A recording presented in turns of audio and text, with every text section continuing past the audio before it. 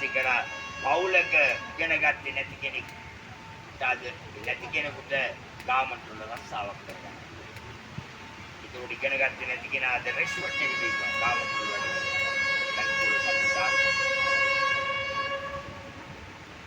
ඊට පස්සේ ඒකෙන් ලැබෙන ප්‍රතික්‍රියාව අපිට ඩොලර් වෙනවා. ඩොලර් වෙනවා. ගාමන්ට ආන්නේ කරපු මිනිස්සු නිහාකමට තමයි යාවන්නේ. ඊදනාවක් නිහාපත්. Hãy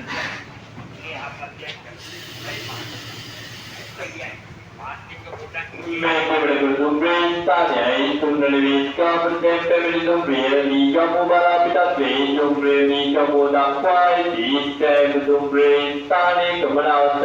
lỡ